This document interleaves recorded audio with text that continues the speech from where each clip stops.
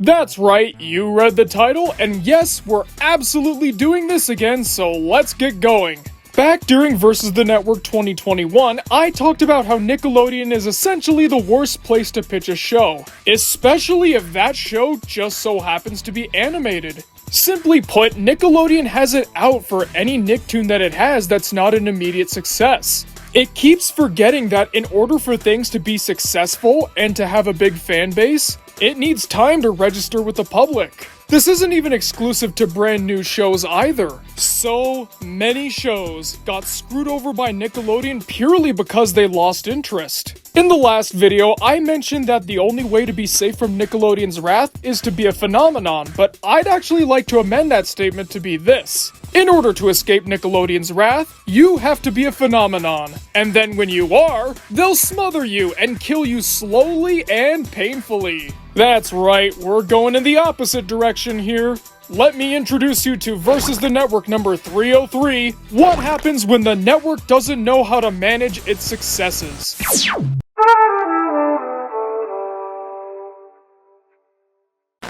I'm gonna start by saying one word.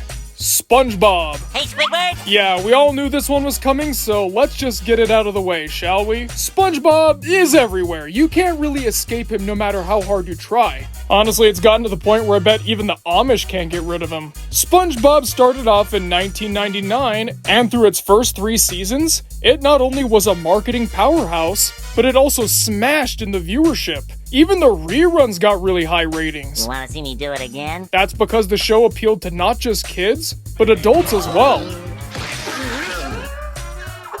There are stories about college students and professors alike discussing the new episodes of SpongeBob and laughing their heads off. With a show that bridged the generational gap this well, obviously Nickelodeon wasn't ready to say goodbye, even when the creator was. Steven Hillenburg, despite everything he tried, was not able to end the show with a sponge who could fly. Nor was he able to do so with the theatrically released movie from 2004. Hillenburg decided to step aside as the lead creator of the show, causing SpongeBob to fall into less than capable hands. Slowly but surely, the show fell apart. Episodes like Life of Crime, Sailor Mouth, Chocolate with Nuts, or The Algae's Always Greener were no longer the norm. Instead, we got things that were either boring, disturbing, annoying, or some kind of combination of the three. Why do you keep moving it? Cause you keep saying Nickelodeon kept upping the episode order again and again with each passing season. And it really showed that the writers were running out of ideas very quickly. Not only were episodes rehashing old ones and making them significantly worse, but many times the episodes just wouldn't go anywhere and nothing would happen. It would just be SpongeBob and Patrick derping around and annoying Squidward, or yet another generic plan that Plankton has to steal the Krabby Patty, and you get where I'm going from this, don't you? They churned out a couple more movies that didn't really win people over, and the show kept getting worse and worse. But then, some new writers got hired and changed the show. I won't necessarily say for the better because these new seasons are pretty divisive. Some out there say that the new animation and constant callbacks to old episodes are really fun. Others, like myself, find the show to be really annoying now given how much louder it is and how overly expressive the animation is, and that meta humor just hurts. But regardless of how you feel about the new SpongeBob seasons, you can't deny that this is not the same show that it used to be back in the day. It's something else. And that's kind of what Nickelodeon wanted, so that way, it could stand out from all the spin-offs. Yep, not only have we gotten a bunch of movies and additional episodes, but there's also more SpongeBob shows out there while the original's still going. We've got Camp Coral, that Patrick Star abomination, and apparently that Squidward's back gag they did a few years ago. That's gonna be a real thing. Squidward's actually gonna get his own show. What's next? Are we gonna get the Gary Show? Are these shows of any quality? Nope. But that's okay, because they have the SpongeBob name and branding on it, so it will automatically be a big success. And that's all Nickelodeon cares about. If you're not convinced, then take a look at what's happening to The Loud House. Full disclosure, I hadn't gone back to watch The Loud House since I first reviewed it back in 2019. And wow, when I went back to take a look at the show, I was amazed. This is so different. And I'm not even just talking about the time skip. Yeah, I know the time skip's kind of controversial, but you know what? I kind of like it. It's kind of nice to see some continuity and development with the timeline, even if they don't necessarily do many good things with it. But that's the least of our problems. Remember how back in the old Loud House video I said that the thing that made the show special was its down-to-earth tone and lovable characters? Well, it's a good thing those older episodes are still here to remind us of what used to be. Otherwise, we might forget what made the show so great. Yep, everything that made the original so good is now gone, gone, gone. Everything's so much more fantastical and over the top, and not to mention gross. It's good luck for the team. The characters are flanderized, we're getting less focus on the family. Basically, take everything that made the original season stand out and flip it upside down. And much like SpongeBob, Nickelodeon doesn't see the Loud House as a show, it sees it as a money-making franchise first and foremost, which is evident when you look at the Casa Grandes, the real Loud House, the Loud House movie, and all these wild marketing stunts they've pulled in recent times. If that happens, Spectrum customers won't get to see my sisters and me in new episodes of the Loud House. Just want to say, I called it. I knew this was gonna happen, and I told you all, remember? They tend to never, ever let it go until the show is dead and buried. Not only did it happen, but it ended up way worse than I thought. According to a lot of the Loud House fans I've been talking to, the show is just a mess. And that's clearly because Nickelodeon doesn't really care about the quality. All they care about is the show maintaining its relevance. So that way they can keep pushing out more merchandise and spin-offs and video games and really whatever else the Loud House can be slapped onto. Now, before you go into the comments and start typing, we need some new leadership at Nickelodeon. These current people have got to go. Let me tell you something. This has been a problem at Nickelodeon since day one. I can't really talk about this myself since I'm not really an expert on the show, so let's bring back former channel owner Billy HL. I'm back. To tell you about how Nickelodeon treated the Rugrats. Once upon a time, animator Gabor Chupo and his then wife Arlene Klasky formed Klasky Chupo. I'm not going to bore you with the immense details of their work for the sake of this video, as you're probably aware of what they do anyways, but the studio was doing freelance work developing many music videos, commercials, and short films during the 1980s, most notable these being the early Simpsons. However, they wound up pitching to Nickelodeon, who was on the lookout for new animated content for their 1990s lineup. The pitch they chose to present was the short film Tommy and the Great White Thing, about a baby named Tommy Pickles and his misadventures confronting a toilet. Riveting, I know. It was picked up as a series along with Doug and Ren and Stimpy, and while it was a decent hit lasting for 3 seasons, it paled in success compared to the monster that was Ren and Stimpy. Because of this, production ended up halting in 1993, so the studio could develop their next animated series, Real Monsters. The next couple of years would see unaired Rugrats episodes be released sporadically, along with reruns of the older episodes. However, through these reruns and the overwhelming success of the Jewish-themed specials, A Rugrats Passover and A Rugrats Hanukkah, the series would see its first spike in massive viewership. Not wanting to ignore the newfound success, Nickelodeon and Klasky Chupo put the series back into production in 1996, further cementing the property as a pop culture phenomenon. More seasons were being ordered, merchandise flew off the shelves, and even spawned a major animated feature film that became a blockbuster hit. This only led to more show renewals, shoddy products, new characters, theme park tie-ins, and a couple more movies. However, this caused a major quality dip, with the series straying further away from any sense of wonder or decent storytelling, and instead decided to place more emphasis on gross-out gags and obnoxious dialogue. It didn't matter though. Nickelodeon wanted this thing to keep on going because it was still making them a crap ton of money. If it means sacrificing the quality and integrity of the brand, they'll keep this machine up and running. And this would lead to the show losing its audience thanks to oversaturation, and the arrival of another Nicktoon that stole its thunder in popularity. But the fuckheads at Nickelodeon were very much prepared for this event, as when Rugrats was unceremoniously canned, they greenlit an expansion on the one-off special All Grown Up, called All Grown Up. This artificially lengthened the brand's run, now appealing to the cool, rowdy tween market. Okay.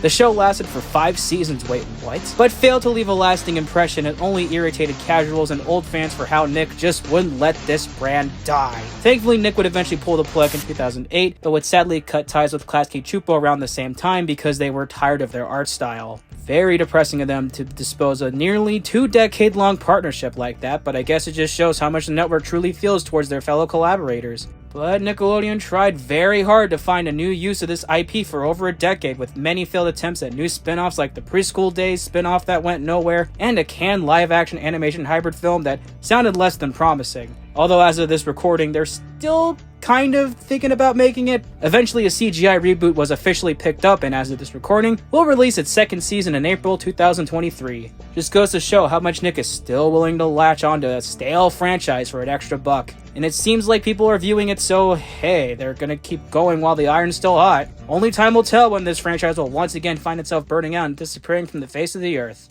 Thanks, Billy. Always nice to have you back. Anyways, what's the point of this video, I hear you asking? That's right, I can hear you. You think you're alone, but you're not. Well, firstly, did you notice the timeline of when Rugrats started to falter?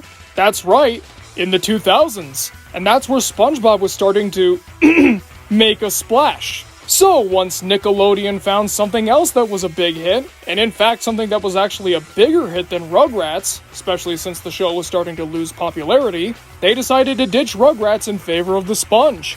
And if you notice, they didn't do the same thing to SpongeBob when the Loud House came out. No. They clung to both shows for dear life, as if letting go of one of them would mean their certain death. To be fair, they're actually right. The reason why they're clinging so hard to SpongeBob SquarePants and the Loud House is because they have nothing else, and they have nobody to blame but themselves.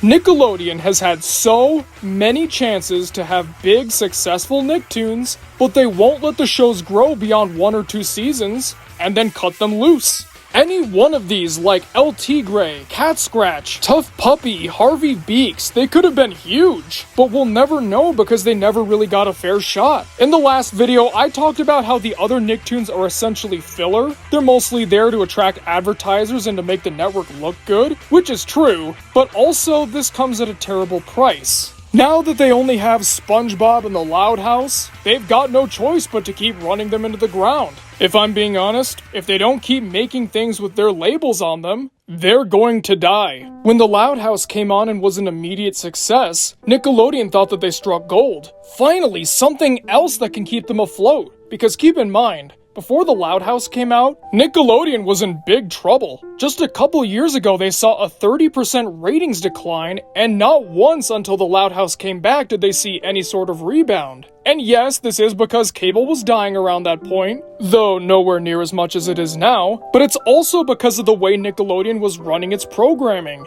And then bam, something comes along that's gonna turn everything around, but then they don't learn from their mistakes. And that's why I can't feel bad for them. They did this to themselves. Not only that, but they keep doing it again and again. What they've forgotten is that SpongeBob, their biggest hit in history, wasn't some kind of mega hit right off the bat. It took a couple years to grow into the superstardom level it has now, but before then, it was just a decently popular show. Something along the lines of The Fairly Odd Parents or Jimmy Neutron. And looking at some of these shows that they cut early, these could have been just as big. Especially El Tigre. Man, that was awesome, and it really could have been something special. But alas, Nickelodeon wasn't patient enough and decided to kill the flower right when it was still growing. So what can you, the aspiring creator, do to stop this? Nothing. Absolutely nothing. Except run. Run far, far away. Don't go anywhere near Nickelodeon. I don't care if this counts as slander, because it's not. Slander is not slander if it's true. I can't think of a worse place for creators than Nickelodeon. No matter what happens, you will not win. If your show's not a big hit, it gets canceled early. If it is a big hit, then it overstays its welcome, outlives its usefulness, and then runs itself into the ground, therefore ruining its reputation. I honestly don't know which one is worse. So if you've got a show, especially a cartoon, and you really want to see it come onto the small screen, go anywhere but Nickelodeon. Even Netflix is better than this, though they're not necessarily good either. Heed my warning, future creators. They may be calling you in with money and promises, but everything it promises you is empty and dark. Once they've got their hooks into you, there's no way out. Well folks, thanks for watching the video. What'd you guys think? What do you think is the worst example of too successful for their own good on Nickelodeon? For me? Ah, man. I kinda wanna say Rugrats, but I don't know enough about the show to really judge that, so I guess Loud House, honestly, cause at least SpongeBob's new episodes are starting to find an audience. Again, not me, I don't like them at all, but if you like them, that's cool. I'm glad you could find some enjoyment in the show. And I will say, SpongeBob's 20th anniversary was way better than his 10th. Anyways, comment below and let me know because I'm always excited to hear what you guys have to say. And now it's time to thank our wonderful Patreon people, starting with our Masters of Fate, Manny Paredes, Kev, Leaf Storm, Ryan Williams, Chan 11, Woody Woo, and MD the Dude. And let's not forget our executive producers, Unkale, Blackjack, Edward Haas, HR Hoffman, Who Else But Zane, YouTube Milkwad, Albert Robinson, I Am Fove, Aaron Vasquez, Ravioli Supremo, Wes Franklin, and Indiscreet One. If you too would like your name read at the end of every Media Mementos video, then why not consider donating to the Patreon? There's a fancy little link in the description below for you to check out. Alright folks, thanks for watching, and I'll see you guys next time. What's the deal with airplane food?